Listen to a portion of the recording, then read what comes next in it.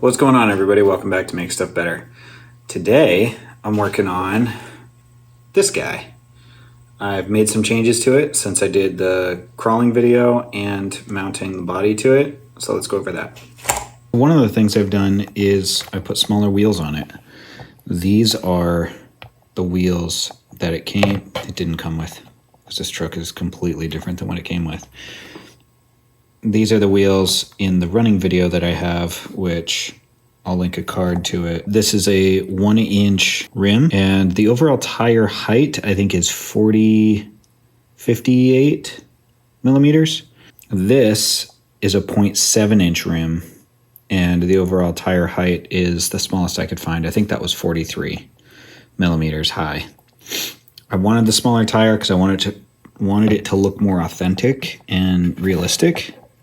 These tires are also a lot softer than this tire. I have to push pretty hard to get that to squish, and this one is squishing right under the weight of the truck. So they're really soft. They're actually very, very grippy also. This is what the wheel looks like. It's a beadlock, as is this. But your bolts for the beadlock are on the outside, whereas this one is on the inside. This came from Amazon. This is an RC4 drive. I'll put the model of the wheel and the tire right here. And this is just from Amazon. I'll put a link on Amazon for this one down below. One of the things I had to do, because this is so thick, it actually doesn't take a wheel hex. And the notch in here for your pin, I only had a 1mm stainless steel rod, so that's what I used. It's really too small. You probably need a 1.5mm in there. But I cut my own, stuck it in there. It seems to work okay. And because this whole wheel is so thick, I actually had to drill out the rim, the actual hub that would be the wheel hex, but is bolted right to the rim. I didn't have to drill, it was already the right size, but I did drill this out so that the wheel nut, this is off an extension kit, and that will fit right into there, and then I get plenty of thread holding it on. Otherwise, you know, you get like maybe one whole turn or 1.5 turns. I don't think it was even 2 turns of thread with a regular wheel nut on these axles, because they don't give you a ton of space there. Let me see. Yeah, it's not very long. This tiny little pin also doesn't even fill that. Like, this is designed for, I think, a 2mm pin. This is a 1mm, so it's very, very tiny. So after I did that, the truck sat about this high, and it looked absolutely ridiculous. So what I did is I moved the shocks from being mounted right here, which pushed the truck down a little bit, to up here to where the body mount goes. So I pulled the body mount screw, put the shock screw in through where the body mount screw goes. Gives me more height here. And then I also removed the springs, which they were removed in the running video I did, but now the truck just sits a lot lower.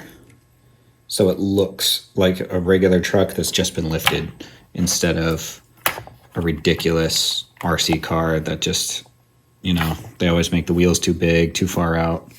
I would like to get the wheels to actually sit further in on the truck, but I don't know how to do that. I think I would need a different wheel. And I mean, these wheels are not super expensive when it comes to wheels, but it's still like, you know, almost $30 for this set of wheels.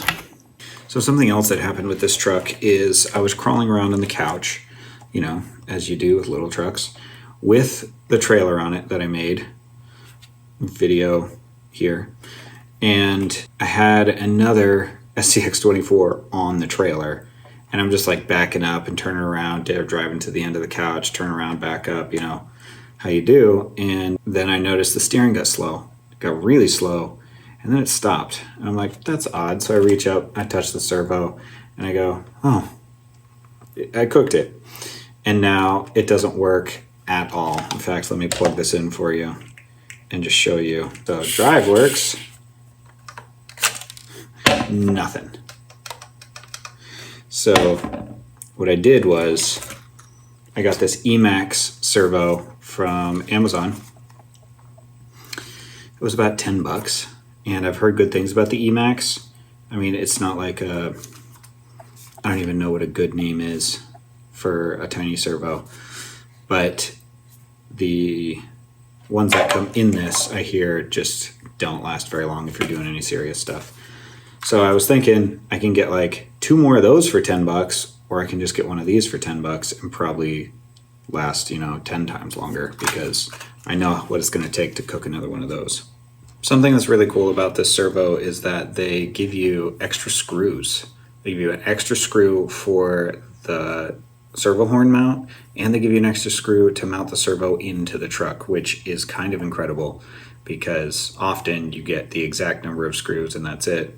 And with these tiny screws, you drop it and sometimes it's just gone. The other thing is this really long servo horn that is like, I don't even know what it's for, maybe an airplane, but it's huge. I mean, the options are endless. So let's get this old servo out, get the new one in.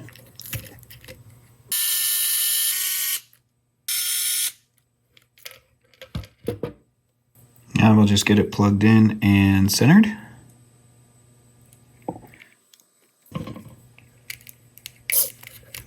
And I'll just turn on the radio. There it is.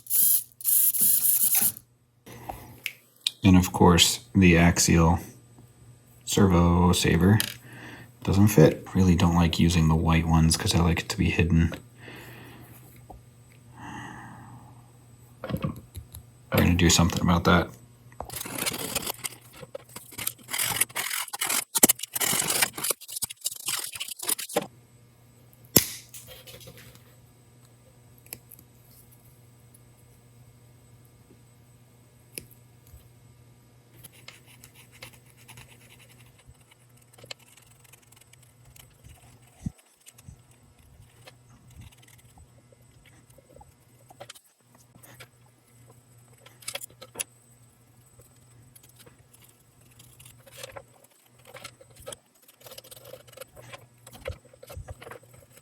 Something I didn't realize is that the Emax servo is actually longer than the original servo.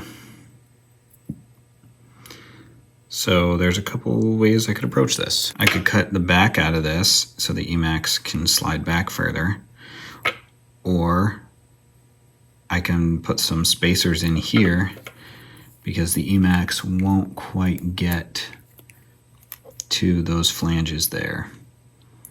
But then it pushes the whole servo horn and everything out further, and I think that's just going to cause issues.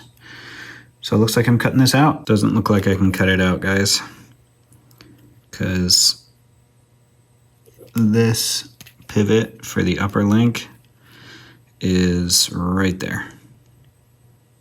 Another solution, here we go. A little hard to see, but I opted not to even put a spacer in. And what's cool is that the servo saver on this one sticks out really far, so the fact that this servo doesn't sit all the way back doesn't even matter because the horn where it attaches sits in the exact same place. And there it is, guys. It works. Grab the radio. Steering with quite authority. I don't know if it's any stronger, but it is working really well. Thought it wasn't going to fit, but it fits great.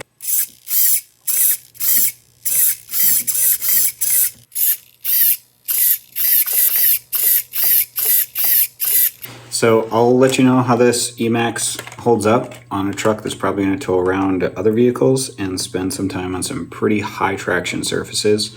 Plus these wheels are pretty high traction because they are so soft and squishy and amazing. I didn't know if I liked them at first. Something about these wheels was that as you're clamping them down, you end up with them wanting to pop out one side. They don't completely come out, but it's just enough to deform the wheel, so when you run it, it wobbles. Kind of like how that one is there. It's slightly wobbly. They were way worse than that before. If you look at the one on the other side, much straighter.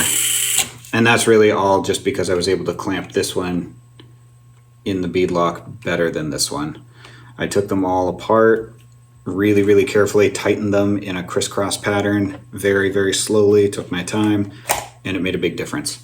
So once I did that, I ended up liking these wheels a lot more. That's all we've got for today. And if you want to see more fun ways to fix stuff that's just out of the ordinary a little bit, like, share, comment, subscribe, all the fun stuff. And I'll see you seeing me seeing you. I'm not going to see you at all. You're just going to see me. Later.